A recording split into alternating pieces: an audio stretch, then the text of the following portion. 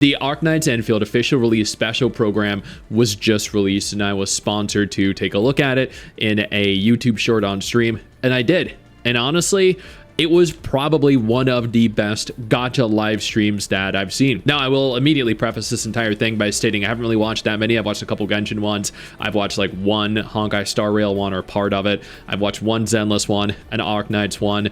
I've watched almost, if not every single Wuthering Waves one. And the first Wuwal one was atrocious, by the way.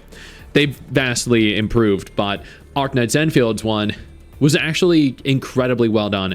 There weren't any terrible moments. They detailed a lot. And I'm gonna go over my general thoughts, including everything that I remember that they included. I do have a tweet going over everything right here. It's currently at 3,000 views, 130 likes. This is posted just a couple hours ago. It's going to be much higher by the time this video ultimately goes live. So if you want to just go ahead and take a look at the tweet, you're more than welcome to do that, but I'm going to go into a little bit more detail in this video. I also want to point out, goddamn, like at every opportunity in the live stream, they did nothing but focus on Yvonne's cake. Yeah. To start things off, the intro release PV, flawless. They absolutely nail it with the design and the soundtrack. It's just they're a music studio first and foremost. Then the stream itself started. We're introduced to Light and the others. The backdrop looks fantastic. They end up recapping everything. This is over. This actually goes on for a very long time. 5 minutes, 10 minutes. They then go and showcase all the different operators, which was really cool because, I mean, while I got to play the vast majority of them in the beta test, a lot of people didn't, so they got to showcase the different combat styles, their pros and cons, everything unique about them. We got another cinematic. I don't know why we got so many cinematics. I was totally on board, though. I thought each one, every single one, was incredible. Getting to see more characters doing more things, yeah. I mean, how can you find anything wrong with that? They then went and touched on the various different quality of life improvements. They have improved visual effects. They have improved audio effects. That was actually pretty good. They have polished cutscenes. They removed some of the things that would appear in the background during cutscenes so they wouldn't be so disturbing and immersion breaking. They also improved the camera angle. I think this is actually a nerf. So basically they made it so when you go it close to something, instead of it like zooming the character in drastically and changing the camera angle, now it just makes the obstacles go transparent or invisible. What this means is that you're no longer going to be able to focus the camera at a certain angle, like up against a building or an object, and have it zoom directly into the character's unique personality and aesthetics. So it's definitely a gooner nerf. They also improved the combat feel. I honestly didn't really have any issues with that myself, but they adjusted the main mission authority requirements. They introduced weeklies into the game. So during the beta, they had dailies where you could get daily rewards, but they added in weeklies with weekly rewards as well, including the arsenal tickets that allow for you to pull for your weapons. They also added in the premium currency that you can also obtain to pull for characters, to pull for weapons as well as weekly rewards, which was really cool. They then adjusted the overall operator progression. They lowered the material raid difficulty, which makes for faster clears. They increased the early game progression materials, which is really great. They increased progression gatherables out in the world, which is definitely important because sometimes you'd encounter rare deposits that just didn't really restore very quickly, replenish very quickly. They adjusted the operator and weapon level caps, making it lower and easier to hit. They lowered enemy levels and trial difficulties at exploration level 7, making it easier for players. They improved the gear artificing. They adjusted the currency you get from crates. As you can see from the default one, it increased from 10 to 15, it's a 50% increase. It increased from 20 to 30, and again, another 50% increase. From 30 to 60 from the golden ones, it's a 100% increase. From 60 to 100, and then all the way to 150 with the final one with little triangle in the middle.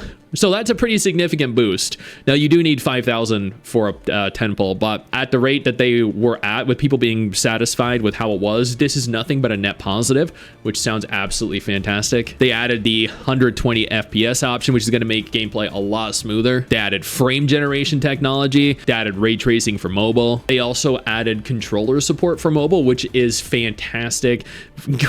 You have no idea how many people are going to be benefited by this and that are just generally excited for this one. Then they touched on the gacha, basic headhunting, New Horizons headhunting, and the chartered headhunting. The New Horizons headhunting is the beginner banner. This functions about as you'd expect. Once you successfully complete this, you get a 6-star operator. You also apparently get a bonus 6-star weapon of your choice as well. That's actually really good. That's a 2-for-1 wombo combo. For the standard, there is a 50-50 at 80. At 300 pulls, you do get to select an operator to obtain. And there's a limited banner. Much like the standard banner, there is a 50-50 at 80. There is a guarantee at 120. But also, after performing 60 total pulls, you receive a headhunting dossier. This gives you a free 10 pull for the next limited banner character, which is one less 10 pull you need to do to hit the 50-50 at 80. Every limited rate up character is going to appear for 3 different consecutive banners, which means that if you miss them in the first one, you can definitely get them in the second, definitely get them in the third. They also confirmed that at least in the first 3 banners, maybe this will change after these 3 banners are cycled through, but you're going to be capable of obtaining all 3 of the limited banner characters in the first banner. I don't know what the rates are for that, but I mean, that's really cool. Additionally, as part of their urgent recruitment, and I believe this is only going to be available early on in the game's life, if you perform a total of 30 pulls, you obtain a free 10 pull as well for the current banner. This does not, however, count toward the guarantee at 120. But ultimately, that's a lot of free pulls, though, right off the bat. Yo, I don't mean to interrupt the video, but I need to take a moment here to thank all my incredible patrons over on Patreon whose support continues to allow for me to do regular videos like this every single day on this channel. Thank y'all so much, including our YouTube channel members. You guys mean the world to me. So do you guys as viewers as well. Now, without further ado, let's continue. We are going to have 3 different banners running in the first major patch, which is actually really big. They're going to have shorter cycles than gacha games typically tend to have. It also seems like, as a direct result of having 3 different character banners running per patch, the patch cycle, at least for the very first patch, is going to be longer than average. Specifically pertaining to the arsenal tickets, which are the weapon tickets, they've expanded the number of ways that you can actually obtain them, making weapon pulls that much easier. At 40 pulls, you are guaranteed a 6-star weapon. This is not the limited banner weapon. It could be the limited banner weapon at a 25% chance. At the 8th pull, you are guaranteed the limited banner weapon. This is actually very good. Players praise Wuthering Waves for having a guarantee at 80. This has a guarantee at 80 as well, but you also get a guaranteed 6-star weapon at 40 with a chance of it being the limited banner weapon. So you technically get 2 6-star weapons on the way to that 80 guarantee. Additionally, if you pull 10 times, you get a guaranteed 6-star weapon of your choice that is also not the limited weapon, but that means if you get to 100, that you get to 10 pulls consecutively, you get 3 6-star weapons. That's insane. And if players were praising Wuthering Waves for being so friendly in terms of free-to-play friendliness with their weapon banner than this right here, then this is even more free-to-play friendly. You add on to that you actually obtain arsenal tickets through the, or at least pulls through utilizing the character banner pulls. You're getting literally dozens and dozens, if not hundreds, of free weapon pulls all the time. It's really that easy and that cheap. You're barely ever gonna have to pull and actually spend pull currency for weapons, and that is phenomenal. They've overhauled the protocol pass, increasing the rewards you get for every single tier and every single level. They provided players a brand new kink, Surtur or Levitate stepping on them, which I think we can all agree we would absolutely love to happen. They also confirmed that they're going to have content or gameplay features or game modes in general that are going to be permanently available for players, which is great. They then showcased their pre-registration milestones. They hit 35 million, which means that we're getting a lot. Cumulatively, we were getting 20 standard pulls.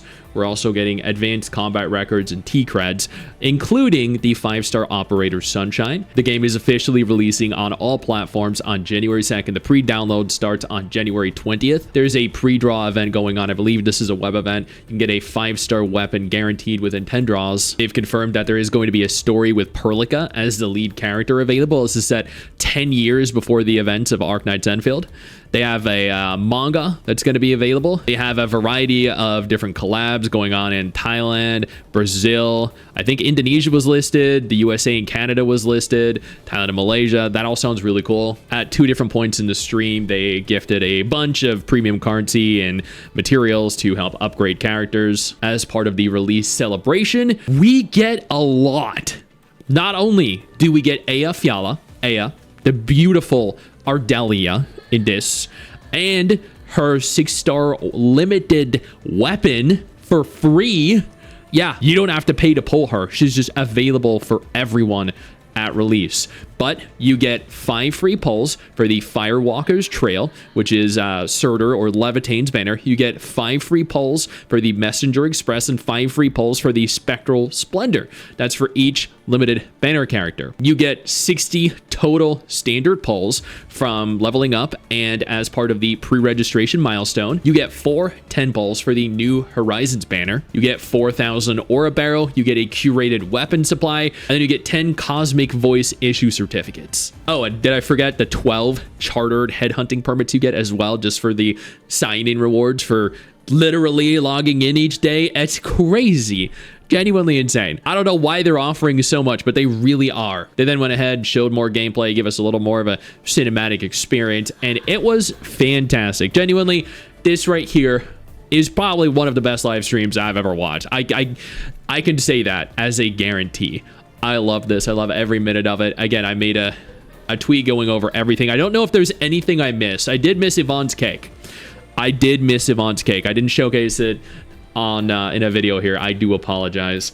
So let me just recap everything real quick. Tons of free pulls, standard and limited, free 6-star character, Ardelian or limited weapon, Yvonne's cake in every scene and all the artwork, increased premium currency in every form of crate found around the world, weekly rewards, including pulls, increased ways of obtaining weapon pulls, battle pass rewards being increased, Levitate and other character stories. I guess I did forget to touch on that. They did confirm there are going to be individual character stories, including at release, Levitate, and there was another character. I don't remember who it was. There's the launch free 10 pull, which I definitely did cover. Free 10 pull at 60 pulls, which is great. There were banger cinematics, there really were. Gift codes totaling thousands of premium currency materials. Info, right, I forgot this. They also confirmed that version 1.1 and 1.2 are either currently approaching the end of completion or already finished, because I have 2 entire maps that were confirmed that are going to be fully explorable. 2 entire freaking maps, which is crazy. They're launching a satellite into space, I forgot this too, with the names of every single registered player. So it's going to be awesome because my name, Flaccid Stix, is going to be up there. Yvonne's cake was smashed up against a screen whenever and wherever applicable. They confirmed that there is going to be hand-holding in the game. I forgot to touch on that too. There was a scene there where they showed you holding hands with Levitane. That was so lewd that I actually chose to omit that on purpose just because of how lewd it was. They have collabs all around the world. There are lots of quality of life improvements, combat, exploration, sound. There are new confirmed game modes, including theoretically endgame game modes. There are figurines for characters, including Yvonne. There were banger music, banger soundtracks throughout the entire thing. There's a new 100 pull weapon reward where you can get an additional guaranteed 6-star weapon, which is fantastic. Perlica story, which is set 10 years before current events. There are manga stories that tie into the game. Mobile controller support, 120 FPS option, NVIDIA DLSS super resolution, frame generation, and that is everything. That is a recap of the entire stream, everything you need to know. And honestly, I don't think it could have been better. For a first live stream, I genuinely think this could not have gone any freaking better. Kudos to them. I am sponsored, by the way, to live stream the game at release, sponsored for dedicated videos and sponsored for YouTube Shorts. So if you're interested in supporting me, this video is not sponsored, but future ones will be. I'm going to include my pre-registration link down in the pinned comment down in the description if you want to go ahead and click it. Otherwise, see you there on the 22nd. I know you think that you just hit the end of the video, and technically, yeah, you have. And I know your first reaction is to close out of it at this juncture, but don't. No, instead, I urge you to take a moment here and click one of the videos on screen that are coming up in just a moment so you remain up to date with everything going on in the gacha genre. Trust me, you're not going to regret doing so. Stay flaccid.